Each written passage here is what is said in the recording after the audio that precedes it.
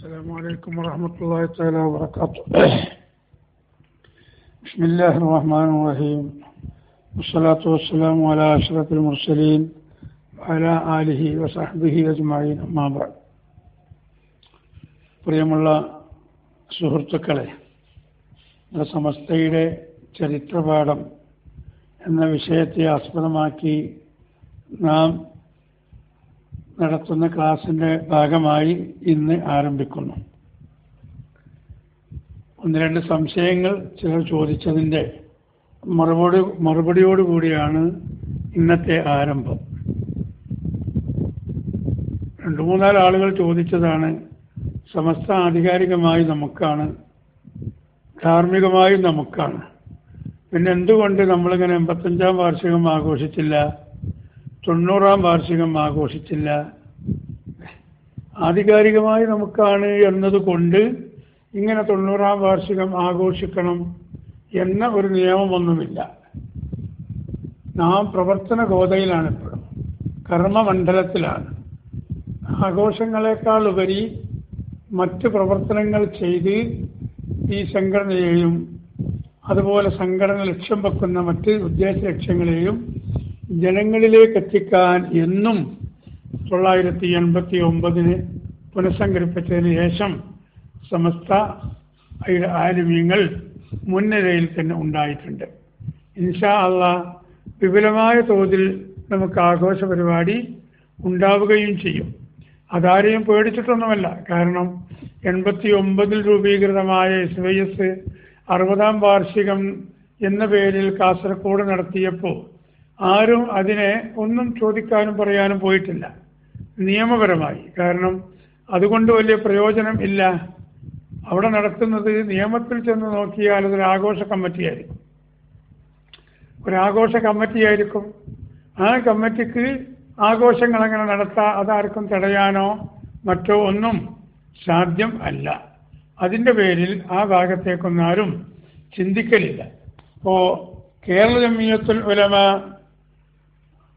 രൂപീകരിച്ചിട്ട് അതിൻ്റെ വാർഷികം നാം ആഘോഷിക്കാനൊരുങ്ങിയപ്പോൾ വഹാബികൾ അത് നടത്തരുത് എന്ന് പറഞ്ഞല്ല സ്റ്റേ കൊടുത്തത്, അത് ഞങ്ങളുടെ സംഘടനയാണ് എന്ന് പറഞ്ഞിട്ടാണ്. അപ്പോൾ നമ്മളോട് വിശദീകരണം ചോദിച്ചു, എന്നാൽ ഓരോ സംഘടനയാണെങ്കിൽ ഞങ്ങൾ സമസ്ത കേരള ജംഇയ്യത്തുൽ ഉലമയാണ്, എന്നിട്ട് അതിൻ്റെ പേരിൽ നടത്തുകയാണെന്ന് പറഞ്ഞ് അന്നും ആ യോഗം തടയാനോ മറ്റോർക്ക് അധികാരമില്ലായിരുന്നു. കാരണം അതൊരു സ്വാഗത സംഘവും അതിൻ്റെ പ്രവർത്തനവുമായിട്ട് വേറെയാണ് ഉണ്ടാവുക. അപ്പോൾ അതൊന്നും നമ്മൾ അത്ര കാര്യമായി കണക്കാക്കലില്ല.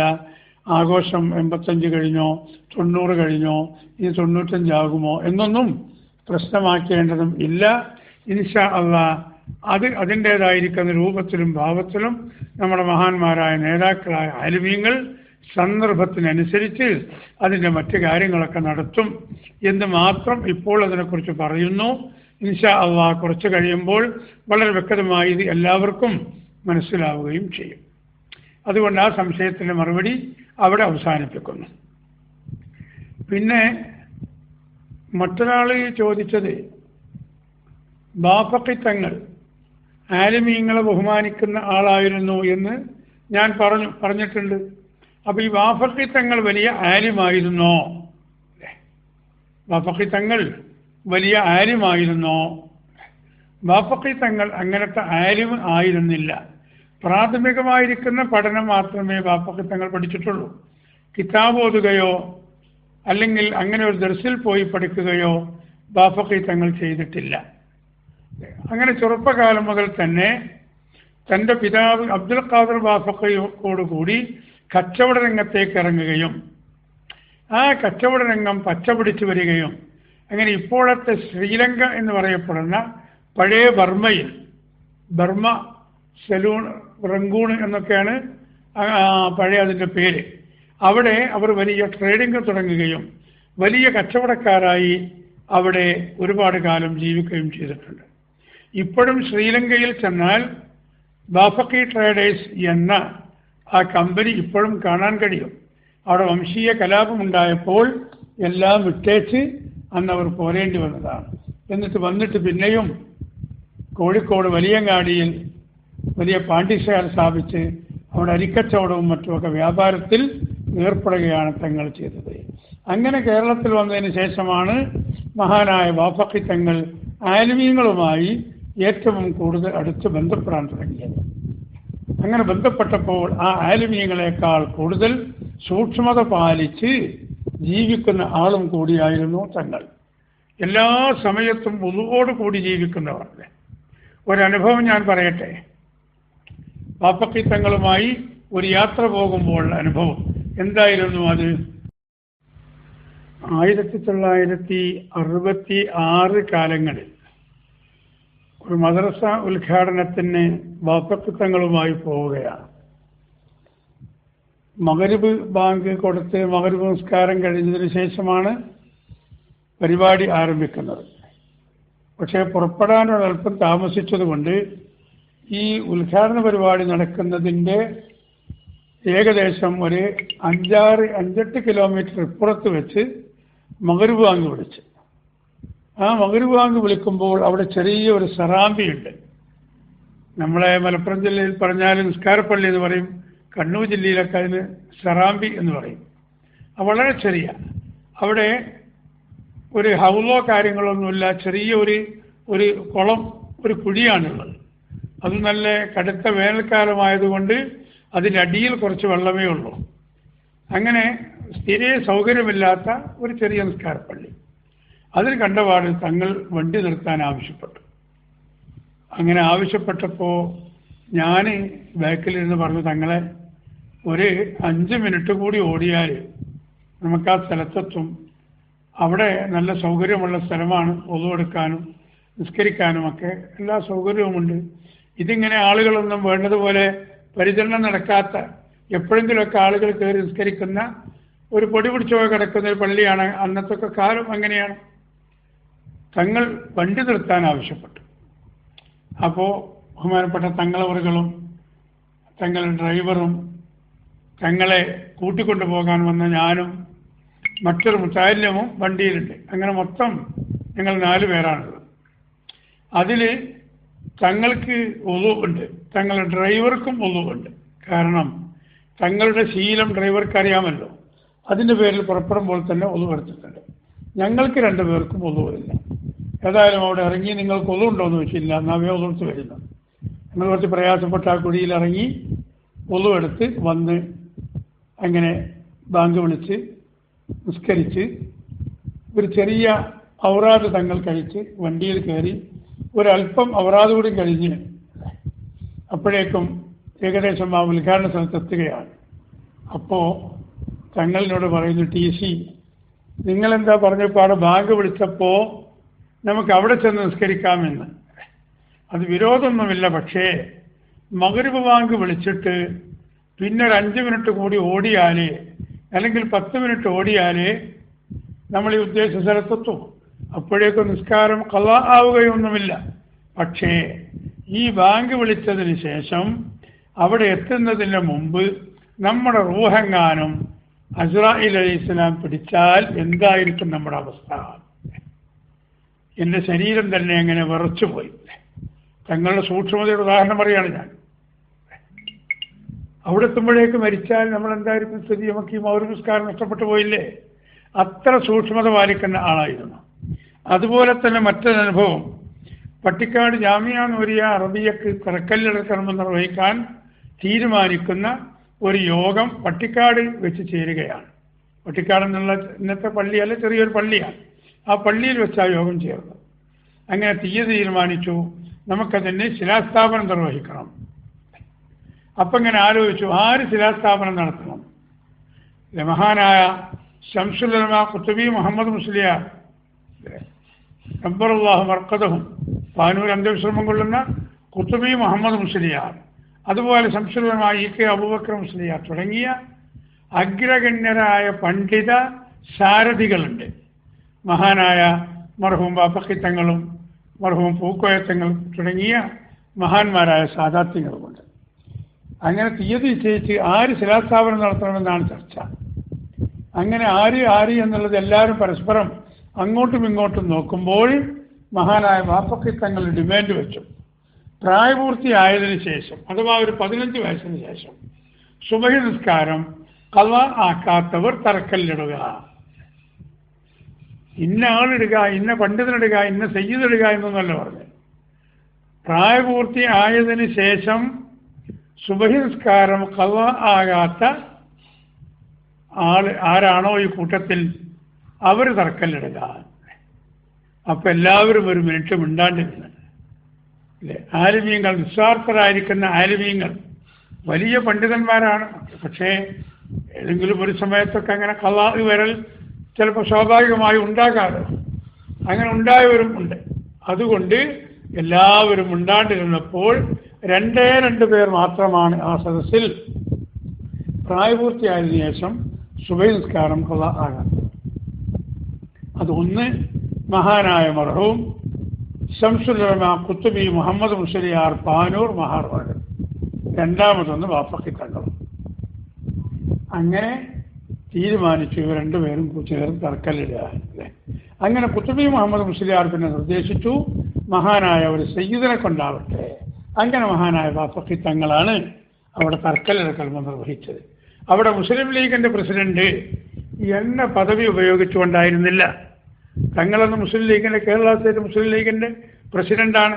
അതുകൊണ്ട് മുസ്ലിം ലീഗിന്റെ പ്രസിഡന്റ് തറക്കല്ലിടട്ടെ എന്ന നിലക്കല്ല. ഇത് ഒരു അഹ്ലു ബൈത്തിൽപ്പെട്ട പ്രമുഖനാണ്. ഇങ്ങനെ പ്രായപൂർത്തിയായതിനു ശേഷം നിസ്കാരം ഖളാ ആകാത്ത ആളുമാണ്. ആ പരിഗണന വെച്ചിട്ടാണ് പട്ടിക്കാട് കോളേജിൽ തറക്കല്ലിടാൻ ബഹുമാനപ്പെട്ട തങ്ങളെ ക്ഷണിച്ചത്. അപ്പോൾ വാഫഖി തങ്ങളെക്കുറിച്ചുള്ള ചെറിയൊരു ചിത്രം നിങ്ങൾക്ക് മനസ്സിലായല്ലോ. അങ്ങനെ സൂക്ഷ്മത പാലിക്കുന്ന ആളായിരുന്നു മഹാനായ വാഫഖി തങ്ങൾ. ഒന്ന് രണ്ട് കാര്യവും കൂടി പറയാനുണ്ട്, നമുക്കൊന്ന് ആലോചിച്ച് നോക്കാം. ബഹുമാനപ്പെട്ട തങ്ങളവറുകൾ ഒരിക്കലും ആലിമീങ്ങളുടെ മുകളിലാണ് ഞാനെന്ന ഭാവത്തോടുകൂടി തങ്ങൾ ജീവിച്ചിട്ടില്ല. ഏതൊരു ചെറിയ മുത്താലിമിനെ കണ്ടാലും ബഹുമാനപ്പെട്ട തങ്ങൾ ആദരിക്കുകയും ബഹുമാനിക്കുകയും ചെയ്യും. യാത്രയിലൊക്കെ ആണെങ്കിൽ അങ്ങനത്തെ ഒരു ചെറിയ മുത്താലിമാണെങ്കിലും ആ മുത്താലിമിനെ ഇമാമത്ത് നിർത്തി തങ്ങൾ നിസ്കരിക്കും. അങ്ങനെ ആലിമീങ്ങളോട് അഭേദ്യമായ ബന്ധം പുലർത്തുകയും ആലിമീങ്ങൾ എന്താണോ ദീനിന്റെ കാര്യം പറയുന്നത് അത് സശ്രദ്ധം വീക്ഷിക്കുകയും അത് നടപ്പിൽ വരുത്താൻ ശ്രമിക്കുകയും ചെയ്തിരുന്നു.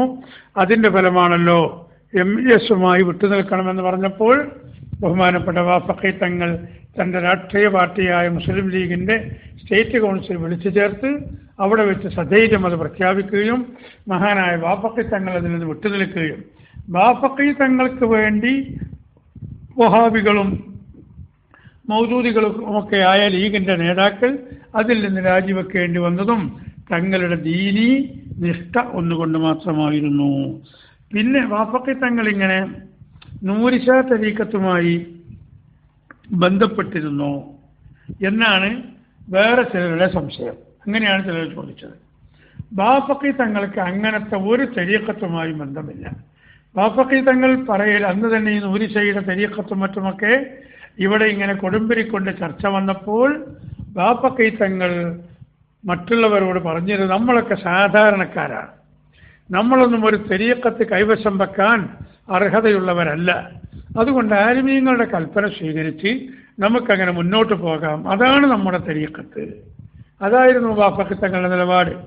പിന്നെ ഈ നൂരിശാ തരീഖത്തിനെ കുറിച്ച് ഒരു തീരുമാനം സമസ്തയുടെ ആലിമീങ്ങൾ പരസ്യമായി പ്രഖ്യാപിക്കുന്നതിന് മുമ്പ് പല ആലിമീങ്ങളും ആ നൂരിശായുമായി ബന്ധപ്പെട്ടതുപോലെ വാഫഖി തങ്ങളും ബന്ധപ്പെട്ടിട്ടുണ്ട് എന്നല്ലാതെ അദ്ദേഹത്തിൽ നിന്ന് ഒരു തരീഖത്ത് അതിന് വാങ്ങിയിട്ടില്ല.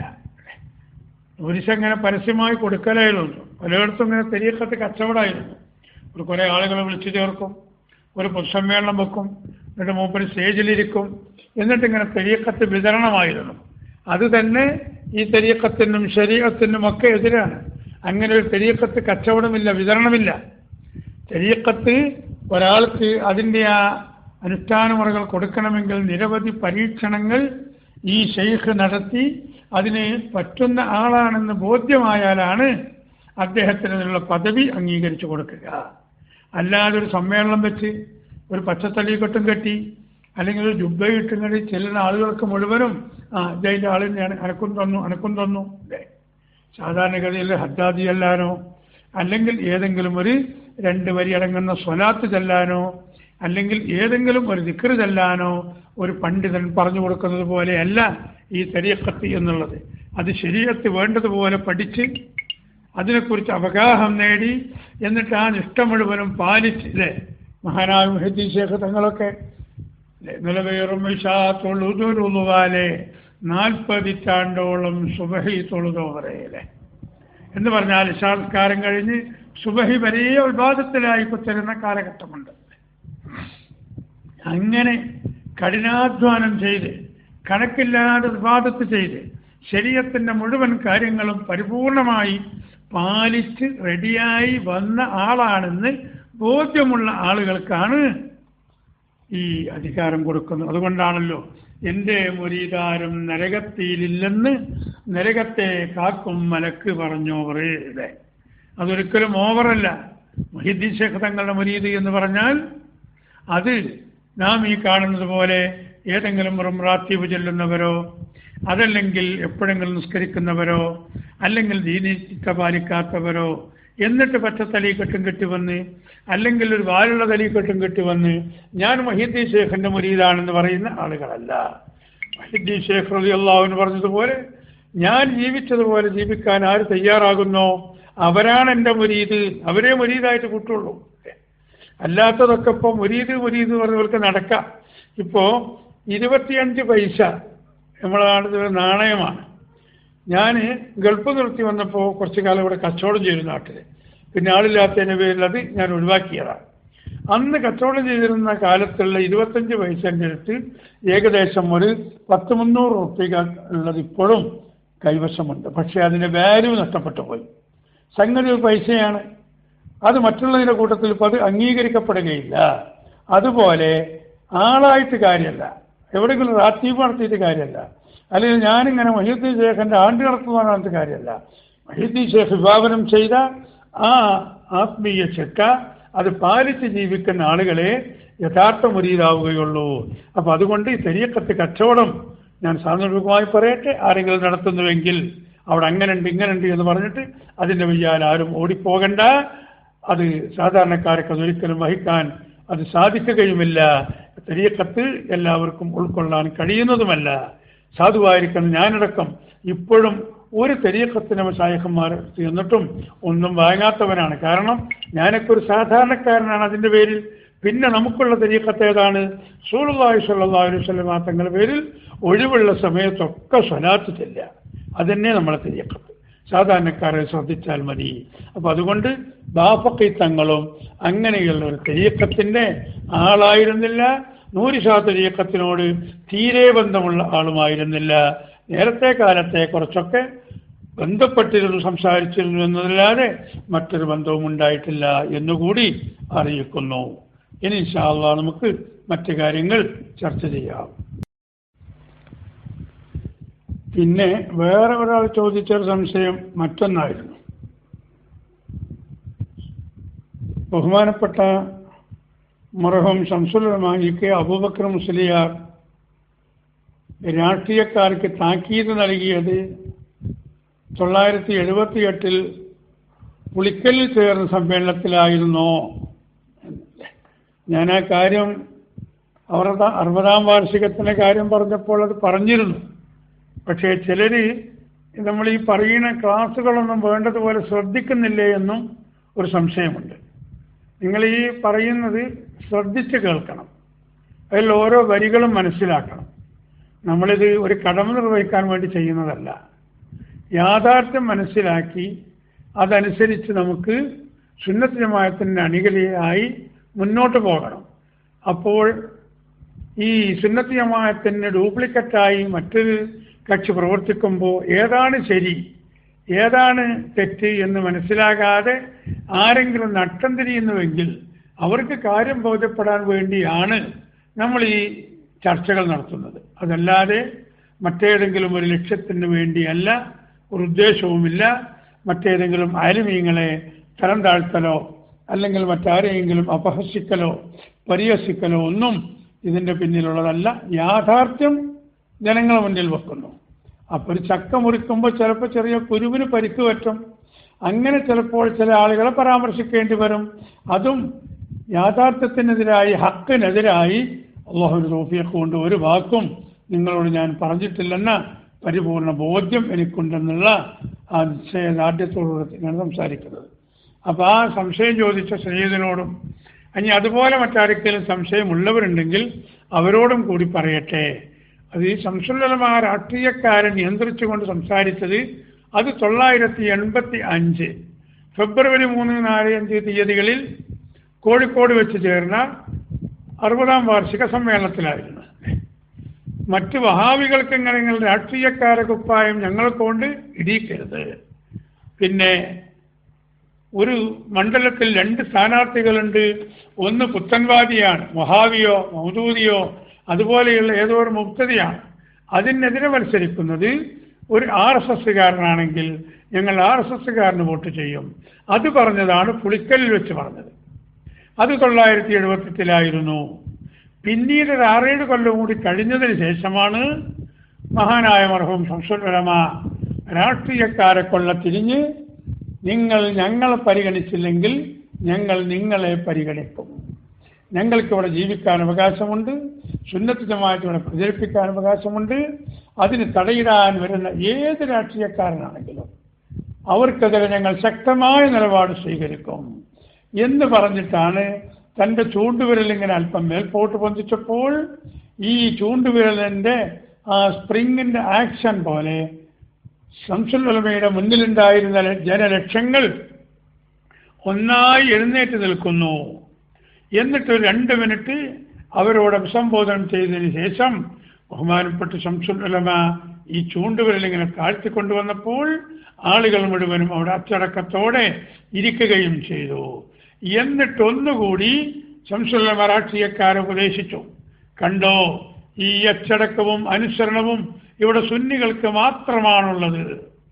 ഈ അച്ചടക്കമുള്ള അനുസരണയുള്ള ഈ സുന്നികൾ ഇവിടെ ഒരുങ്ങിയാൽ ഇവിടെ പലതും സംഭവിക്കും.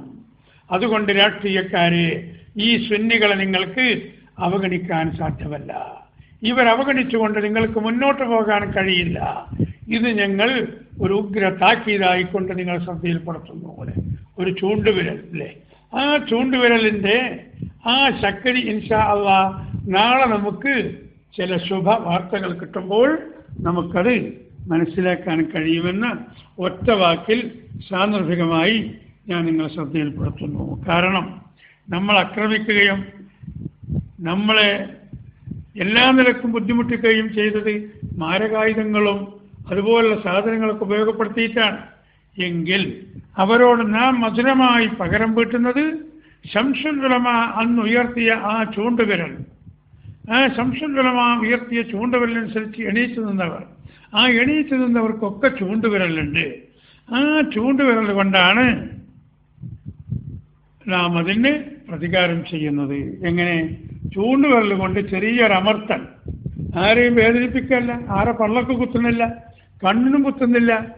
മാസങ്ങളോളം ആസൂത്രിതമായി സുന്നത്ത് ജമാഅത്തിനെതിരെ ഇവർ നീക്കിയ എല്ലാ ഗൂഢാലോചനകൾക്കും ഏറ്റവും കൂടിയാൽ 1 സെക്കൻഡ്, 1/2 സെക്കൻഡ് മതി, കൂടിയാൽ 1 സെക്കൻഡ് തൻ്റെ ചൂണ്ടുവിരൽ പ്രവർത്തിച്ചപ്പോൾ ആ ചൂണ്ടുവിരലിൻ്റെ പ്രവർത്തനം ഈ വൈതാളികർക്ക് ശക്തമായ താക്കീത് നൽകുകയാണ്.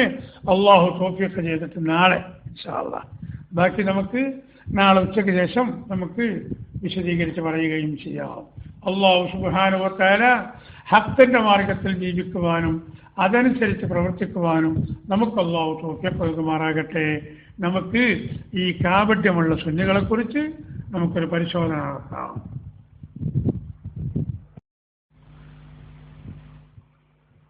ഇതും ഒരു സംശയത്തിൻ്റെ മറുപടിയായിട്ടാണ് വിവരിക്കുന്നത് അല്ലേ. മഹാനായ ശംസുൽ ഉലമ ബഹുമാനപ്പെട്ടവരെ 964 മുതൽ പട്ടിക്കാട് ജാമിഅ അറബി കോളേജിൽ പ്രിൻസിപ്പാളായിരുന്നു.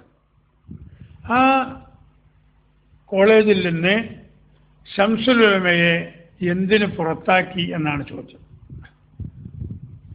സുന്നികളുടെ സ്ഥാപനമാണ്, സുന്നികളുടെ സംഘടനയാണ് സമസ്ത, അതിനാകെയുള്ളൊരു കോളേജാണ് കേരളത്തിലെന്ന് പട്ടിക്കാട് ജാമിയ നൂരിയ അറബി കോളേജ്. അതിൻ്റെ മുമ്പൊക്കെ വെല്ലൂരിൽ പോയിട്ട് ബാഖിയാത്ത് സ്വാലിഹാത്തിൽ നിന്നായിരുന്നു കേരളത്തിലുള്ള അധിക പണ്ഡിതന്മാരും ബിരുദമെടുത്ത്. ചില ആളുകൾ ദേവബന്ദ് അഥവാ ദൈവബന്ധിലും പോയിരുന്നു. കേരളത്തിൽ നിന്ന് ഒരു ബിരുദം കൊടുക്കുന്ന, ഒരു ഡിഗ്രി കൊടുക്കുന്ന ഒരു കോളേജ് ഒന്നില്ലായിരുന്നു. അപ്പോഴാണ് ഈ ജാമിയ നൂരിയ അറബി കോളേജ് പിറക്കുന്നത്.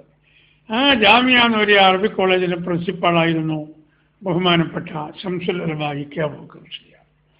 ഇപ്പോൾ ഈ കാപട്യ സുന്നികളുണ്ടല്ലോ, ചേളാരി സുന്നികൾ അല്ലേ, സുന്നികൾ എന്നവർ പറയുന്നു. സുന്നത്യമായിട്ട് അത് കടലും കടലാടിയും തമ്മിലുള്ള ബന്ധമേ അവർക്കുള്ളൂ അല്ലേ.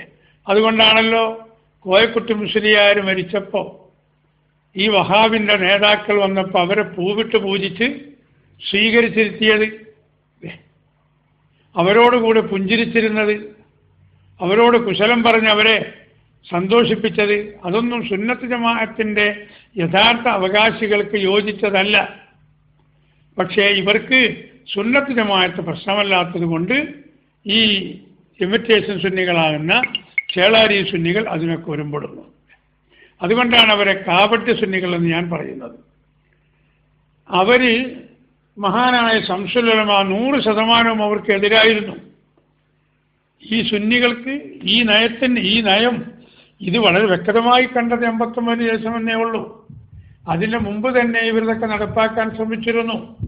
രാഷ്ട്രീയക്കാരെ പിടിച്ചുകൊണ്ട് അവർ ഈ മഹത്തായ പ്രസ്ഥാനത്തെ ഒരു രാഷ്ട്രീയത്തിൻ്റെ ആലയിൽ കൊണ്ടുപോയി കെട്ടാൻ ഇവർ ശ്രമിച്ചിരുന്നു. പക്ഷേ ശംസുൽ ഉലമയുടെ ശക്തമായ നീക്കം അവർക്കതിന് സാധിച്ചില്ല. പിന്നീട് മഹാനായ കാന്തപുരം ഉസ്താദുകളും സമസ്തയിലേക്ക് കടന്നു വന്ന് പ്രവർത്തന ഗോതയിലിറങ്ങിയപ്പോൾ അവർക്കതിന് കഴിയാതെ പോയതാണ്. അല്ലെങ്കിൽ ഇതെന്നോ രാഷ്ട്രീയ സുന്നിയാക്കി ഇവർ മാറ്റുമായിരുന്നു. ഇപ്പം അവരുടെ സുന്നി അങ്ങനെയാണല്ലോ, രാഷ്ട്രീയക്കാരെന്താ പറയുന്നത് അതന്നെ അവർക്കുള്ളത്.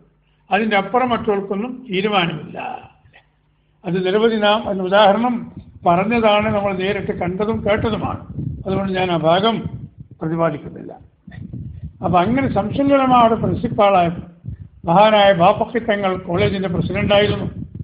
തങ്ങളവர்கள் ബഹുമാനപ്പെട്ട തങ്ങൾ 1972 ഈ ലോകത്തോട് യാത്ര പറഞ്ഞു പരിശുദ്ധമായ മക്കയിൽ വെച്ച്.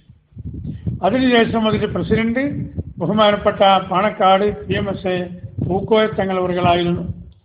ബഹുമാനപ്പെട്ടവരും 1976 ഈ ലോകത്തോട് യാത്ര പറഞ്ഞു. അടിയന്തരാവസ്ഥ കാലത്തായിരുന്നു അത്. അതിനുശേഷം ബഹുമാനപ്പെട്ട സയ്യിദ് ഉമർ ബാഫഖി തങ്ങളായിരുന്നു കോളേജിൻ്റെ പ്രസിഡന്റ്. അങ്ങനെ ഉമർ ബാഫഖി തങ്ങൾ പ്രസിഡന്റായ കാലത്ത് തങ്ങൾ മറ്റൊരു ലീഗിൻ്റെ ആളായിരുന്നു. അത് ലീഗ് 2074 ശേഷം 76, 77 2 ലീഗുണ്ട്.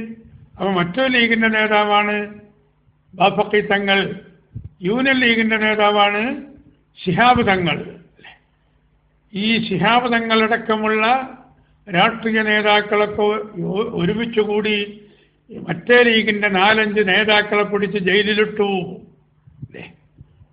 മഹാനായ സയ്യിദ് ഉമർ ബാഫഖി തങ്ങൾ, തലശ്ശേരിക്കാരൻ CKP ചെറിയോമുക്കൈ, Kozhikode PM Abubakar, തിരൂരങ്ങാടിയിലെ CH Ibrahim Haji,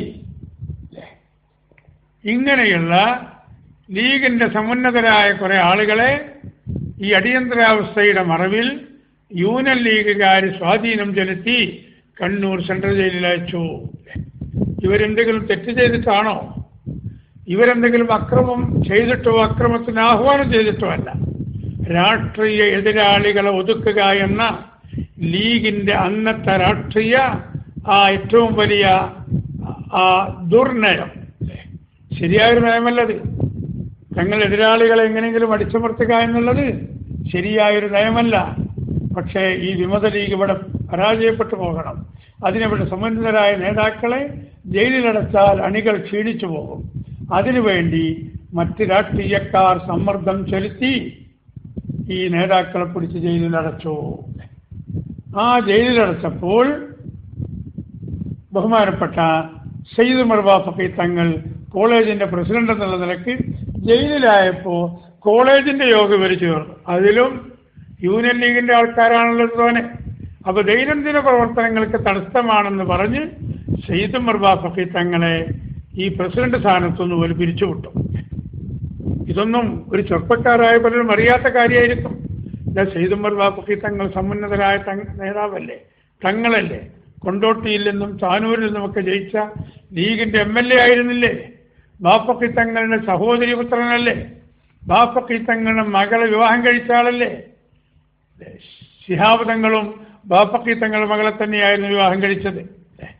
നമ്മുടെ മർക്കസിന്റെ പ്രസിഡന്റ് സയ്യിദ് അലി ബാഫഖി തങ്ങളും ബാഫഖി തങ്ങളുടെ മകളെ തന്നെയാണ് വിവാഹം കഴിച്ചത്. ആ നിലയ്ക്ക് ഈ തങ്ങന്മാർക്കൊക്കെ തുല്യ പദവിയും അംഗീകാരവും സ്ഥാനവും നൽകേണ്ടതല്ലേ? അത് നൽകാതെ തങ്ങളെ ജയിലിലടച്ചു. എന്തിനു വേണ്ടി? മഹാനായ സയ്യിദ് ഉമർ ബാഫഖി തങ്ങളോട് അടുത്ത ബന്ധം പുലർത്തുന്ന ആളായിരുന്നു ശംസുൽ ഉലമ EK അബൂബക്കർ മുസ്ലിയാർ. അപ്പോൾ ഈ സയ്യിദ് ഉമർ ബാഫഖി തങ്ങളെ ഈ പ്രസിഡന്റ് സ്ഥാനത്ത് നിന്ന് നീക്കിയാലേ ശംസുൽ ഉലമയെ പട്ടിക്കാട് നിന്ന് ഒഴിവാക്കാൻ കഴിയുള്ളൂ. പിന്നെ ആദ്യം ചെയ്ത പണി ബഹുമാനപ്പെട്ട തങ്ങളവർകളെ പ്രസിഡന്റ് സ്ഥാനത്ത് ഒഴിവാക്കി. എന്നിട്ട് മഹാനായ മർഹൂം ശിഹാബ് തങ്ങളെ പ്രസിഡന്റാക്കി നിശ്ചയിച്ചു. അങ്ങനെ നിശ്ചയിച്ച് കുറച്ച് കഴിഞ്ഞപ്പോൾ അവിടുന്ന് അവരിങ്ങനെ നീക്കം തുടങ്ങി. എന്തിന്? ശംസുൽ ഉലമയെ അവിടുന്ന് ഒഴിവാക്കണം. എന്നാൽ നേരിട്ട് പറയാൻ ഇവർക്ക് ആർക്കെങ്കിലും കഴിയുമോ? ഒട്ട് കഴിയില്ല. അപ്പം അതിന് ഒരു യോഗം ചേർന്ന് ചില നിയമങ്ങൾ കൊണ്ടുവന്നു അവർ. എന്തായിരുന്നു നിയമങ്ങൾ? ഒന്ന്, ശംസുൽ ഉലമ വ്യാഴാഴ്ച നാട്ടിലേക്ക് പോയാൽ ഞായറാഴ്ചയായിരുന്നു അധികവും തിരിച്ചു വരാം. അത് നിയമം കൊണ്ടുവന്നു, ശനിയാഴ്ച തന്നെ വരണം. വ്യാഴാഴ്ച പോയി ശനിയാഴ്ച രാവിലെ എത്തണം 10 മണിയാകുമ്പോഴേക്ക്. രണ്ടാമതൊന്ന്, ശംസുൽ ഉലമയും ശമ്പളം വാങ്ങുന്നത് കോളേജിൻ്റെ ഓഫീസിൽ വന്ന് വൗച്ചർ എഴുതി ഒപ്പിട്ട് വാങ്ങണം എന്ന് പറഞ്ഞാൽ ശംസുൽ ഉലമക്കായിട്ട് പ്രത്യേക പരിഗണനയൊന്നുമില്ല. ഇങ്ങനെയുള്ള ചില നിയമങ്ങൾ കോളേജ് കമ്മിറ്റി പാസ്സാക്കി. ആ പാസ്സാക്കുമ്പോൾ തന്നെ അവർക്കറിയാം ഇതിനൊന്നും ശംസുൽ ഉലമയെ കിട്ടൂല. പക്ഷേ എന്നിട്ട് നമ്മൾ ഒഴിവാക്കിയെന്ന് വേണ്ട, ശംസുൽ ഉലമ വന്നിട്ട് അതിൻ്റെ പേരിൽ പോകുകയാണെങ്കിൽ പോകട്ടെ എന്ന നിലപാടെടുത്തുകൊണ്ട് അവർ ഈ യോഗം പാസ്സാക്കി. എന്നിട്ട് അടുത്തൊരു മീറ്റിംഗ് വിളിച്ച് ശംസുൽ ഉലമയെ ഈ കാര്യം പറഞ്ഞ് ധരിപ്പിക്കാൻ മീറ്റിങ്ങിലേക്ക് ക്ഷണിക്കാൻ തീരുമാനിച്ചു. ഇങ്ങനെ മീറ്റിങ്ങിൽ എല്ലാവരും കൂടി. ശിഹാബ്, മറ്റ് ആലിമീങ്ങളുണ്ട്, ഉമറാക്കളുണ്ട്, കമ്മിറ്റിക്കാരൊക്കെ ഉണ്ട്. അവിടത്തേക്ക് ബഹുമാനപ്പെട്ട ശംസുൽ ഉലമയെ വിളിപ്പിച്ചിട്ട് ശംസുൽ ഉലമ കയറി വന്നപ്പോൾ എല്ലാവരും എഴുന്നേറ്റ് ആദരവ് പ്രകടിപ്പിച്ച് അങ്ങനെ ഇരുന്നിട്ട് ആർക്കും ഒന്നും ഇങ്ങോട്ട് സംസാരിക്കാൻ നാവുവന്നില്ല. കാരണം ശംസുൽ ഉലമയുടെ മുഖത്ത് നോക്കി, ആ ഗാംഭീര്യം സ്ഫുരിക്കുന്ന മുഖത്ത് നോക്കി സംസാരിക്കാൻ ഒരുവിധം ആളുകൾക്കൊന്നും കഴിയില്ല. അപ്പോൾ അതിലുള്ള ഉമറ ഒരു പണക്കാരനാണ്. വയനാട്ടിലുള്ള കുഞ്ഞാലിക്കുട്ടി സാഹിബിൻ്റെ അമ്മോശൻ കക്കോടൻ മൂസ ഹാജി. മൂസ ഹാജി ഒരു പണക്കാരനും കൂടിയാണ് അല്ലേ. ഉച്ചഭൂമി പ്രശ്നം വന്നപ്പോൾ 10,000 ഏക്കർ ഗവൺമെന്റിന് വിട്ടുകൊടുക്കാൻ മാത്രം മിച്ചഭൂമി ഉണ്ടായിരുന്ന വലിയ പണക്കാരനാണ്. മൂപ്പരിങ്ങനെ വല്ല പറയാൻ തുടങ്ങി, കമ്മിറ്റി യോഗത്തിൻ്റെ 1-2 തീരുമാനങ്ങൾ എന്ന് അറിയിക്കാൻ വേണ്ടിയിട്ടാണ് എന്നിങ്ങനെ പറയാൻ തുടങ്ങുമ്പോൾ തന്നെ ബഹുമാനപ്പെട്ട ശംസുൽ ഉലമ മഹാനവറുകൾ ഇരിക്കുന്ന സ്ഥലത്ത് നിന്ന് എഴുന്നേറ്റ് നിന്നിട്ട് തന്നെ പറഞ്ഞു, മുസാജി, നിങ്ങൾക്കുള്ളതൊക്കെ എനിക്കുണ്ട്, നിങ്ങൾക്കില്ലാത്തതും എനിക്കുണ്ട്. മനസ്സിലായോ നിങ്ങൾക്ക് ശംസുൽ ഉലമ പറഞ്ഞത്? നിങ്ങൾക്കുള്ളതൊക്കെ എനിക്കുണ്ടെന്ന് പറഞ്ഞാൽ ശംസുൽ ഉലമയും അത്യാവശ്യം സമ്പത്തുള്ള ആളായിരുന്നു. കോഴിക്കോട് വെള്ളിമാട് കുന്നിൽ ഏക്കർ കണക്കിന് തെങ്ങിൻ തോപ്പ് ബഹുമാനപ്പെട്ട ശംസുൽ ഉലമക്കുണ്ട്. പട്ടിക്കാട് കോളേജിൽ അന്നൊരു 700 രൂപ ശമ്പളം കിട്ടിയിട്ടില്ലെങ്കിൽ പട്ടിണി കിടക്കൊന്നുമില്ല. അങ്ങനെ എനിക്കുണ്ട്. എന്നാൽ നിങ്ങൾക്കില്ലാത്തതും എനിക്കുണ്ട്. അതെന്താണ്? ഇൽമിൻ്റെ ബഹറാണ്, അഗാധ പാണ്ഡിത്യത്തിൻ്റെ ഉടമയാണ്. മഹാനായ ശംസുൽ ഉലമയുടെ ഇൽമ് ആർക്കെങ്കിലും അളക്കാൻ കഴിഞ്ഞിട്ടുണ്ടോ? അത്ര വലിയ പാണ്ഡിത്യമുള്ള ആളുമാണ്. ആ യോഗത്തിൽ അന്ന് സംബന്ധിച്ച ഒരു വ്യക്തിയായിരുന്നു, ഒരു ദീനിൻ്റെ ഖാദിമെന്ന നിലയ്ക്ക് ഞാൻ. ഈ വിവരങ്ങളൊക്കെ നേരത്തെ ശംസുൽ ഉലമയോട് നമ്മൾ പറയുകയും ചെയ്തിരുന്നു. അതുകൊണ്ട് മഹാനായ ശംസുൽ ഉലമ താൻ എപ്പോഴും കരുതിക്കൊണ്ടിരിക്കുന്ന ചെറിയൊരു ബാഗ്, കയ്യിൽ വെക്കുന്ന ഈ സ്വലാത്ത് കിതാബും തസ്ബീഹ് മാലയും അങ്ങനെയുള്ള ചെറിയ ഇതൊക്കെ വെക്കാൻ പറ്റുന്ന ചെറിയൊരു ബാഗ്, ഒരു കള്ളിത്തുണിയും ഒരു പരുക്കം മുണ്ടും അതും അതിൽ കൊള്ളും, അങ്ങനത്തെ ഒരു ബാഗ്. ആ ബാഗല്ലാതെ ബാക്കിയുള്ള സാധനങ്ങളൊക്കെ ശംസുൽ ഉലമ വീട്ടിലെത്തിച്ചിരുന്നു. ഈ രണ്ട് വർത്താനം പറഞ്ഞിട്ട് ശംസുൽ ഉലമ പറഞ്ഞു, ടി സി ആ ബാഗും കിടക്കുക എന്ന് പറഞ്ഞ ഒറ്റ ഇറക്കാണ് അവിടെ. ആ മാസത്തെ ശമ്പളവും കൊണ്ട് ഓഫീസിലെ ക്ലർക്ക് ശംസുൽ ഉലമ ഗേറ്റിൻ്റെ അവിടെ എത്തിയപ്പോൾ ഒരു വൗച്ചറുമായി ശമ്പളവുമായി വന്നപ്പോൾ ആ വൗച്ചർ വാങ്ങി വലിച്ചത് കൊടുത്തിട്ട് കൊണ്ടുപോടാന്ന് പറഞ്ഞ് ആ റൂട്ടിലേക്ക് ഇറങ്ങിയപ്പോൾ കിട്ടിയ ബസ് പെരിന്തൽമണ്ണക്കായിരുന്നു. അതിന് കയറി പെരിന്തൽമണ്ണ പോയി അവിടുന്ന് തന്നെ വീട്ടിലേക്ക് അങ്ങോട്ട് പോവുകയാണ് ചെയ്തത്. മറ്റുള്ളവർക്ക് സന്തോഷമായി, അവർക്ക് സന്തോഷമായി. ശംസുൽ ഉലമ ഞങ്ങൾ പിരിച്ചുവിട്ടിട്ടില്ലല്ലോ, ശംസുൽ ഉലമ പോയതല്ലേ എന്ന നിലയ്ക്ക് 6 മുത്തഅല്ലിമീങ്ങളും ശംസുൽ ഉലമയുടെ കൂടെ അവിടുന്ന് ഇറങ്ങി. 6 ആളുകൾ, വേറെ ആരും ഇറങ്ങിയിട്ടില്ല. അങ്ങനെ ശംസുൽ ഉലമയുമായി ബന്ധപ്പെട്ട് പിന്നീട് കാസർഗോഡ് ജില്ലയിൽ ഇപ്പോഴുള്ള പൂച്ചക്കാട് എന്ന് പറയുന്ന ഒരു മഹലിൽ, അവിടെ പള്ളിയിൽ ആ കൊല്ലം 4-5 മാസം ബഹുമാനപ്പെട്ട ശംസുൽ ഉലമ ദർസ് നടത്തി. ഇൻഷാ അള്ളാഹ് ബാക്കി കാര്യം നമുക്ക് നാളെയുള്ള ക്ലാസ്സിൽ മുതൽ പ്രതിപാദിക്കാം. നമുക്ക് സമസ്തയുടെ മറ്റ് ആനുകാലിക കാര്യങ്ങളും അതിനോടനുബന്ധിച്ച് പറയാം. നിങ്ങളെല്ലാവരും ദുആ ചെയ്യണമെന്ന് അഭ്യർത്ഥിച്ചുകൊണ്ട്, എനിക്കും കുടുംബത്തിനും വേണ്ടി ദുആ ചെയ്യണമെന്ന് അഭ്യർത്ഥിച്ചുകൊണ്ട് ഞാൻ അവസാനിപ്പിക്കുന്നു. ആർക്കെങ്കിലും ഇതിൽ സംശയമുണ്ടെങ്കിൽ ചോദിക്കണമെന്ന് നിങ്ങളോട് അറിയിച്ചുകൊണ്ടും ആഖിറു ദഅവാന അൽഹംദുലില്ലാഹി റബ്ബിൽ ആലമീൻ. അസ്സലാമു അലൈക്കും വറഹ്മത്തുള്ളാഹി വബറകാതുഹു. അസ്സലാമു അലൈക്കും. മറ്റൊരു പ്രധാനപ്പെട്ട സംശയത്തിന് കൂടി മറുപടി പറയാൻ മറന്നുപോയി. അതിങ്ങനെ നമ്മളെ ക്ലാസ് റൂമിലൂടെ ചോദിച്ചതായിരുന്നു. ഞാൻ ഇപ്പോൾ നോക്കുമ്പോഴാണ് ഇപ്പോഴത് കണ്ടത്. സാക്കിർ നായിക്ക് എന്ന് പറഞ്ഞ ഒരു ബോംബെക്കാരൻ, അയാൾ കേരളത്തിൽ കുറ്റിപ്പുറത്ത് ഒരു സമ്മേളനത്തിലേക്ക്, സുന്നി സമ്മേളനത്തിലേക്ക് കൊണ്ടുവന്നു എന്നാണ് അദ്ദേഹം പറയുന്നത്. ആ കൊണ്ടുവന്നത് ഈ ചേളാരി സുന്നികളുടെ കമ്മിറ്റിയായിരുന്നു, അവരെ കമ്പനിയായിരുന്നു. SKSSF എന്ന പേരിൽ, അല്ലേ, SKSSF എന്ന് പറഞ്ഞാൽ കോഴിക്കോട് സാമൂതിരി കോവിലകം സ്കൂളിൽ വെച്ചാണ് അതിന് രൂപകൽപ്പന നൽകിയത്. SSF രൂപീകരിച്ചത് പട്ടിക്കാട് ജാമിയ നൂരിയ കോളേജിൽ വെച്ചാണ്. SKSSF രൂപീകരിച്ചത് അത് കോഴിക്കോട് സാമൂതിരി കോവിലകം സ്കൂളിൽ വെച്ചിട്ടാണ്. അതുകൊണ്ടാണ് SKSSF അതിന് പേര് വരാൻ കാരണം.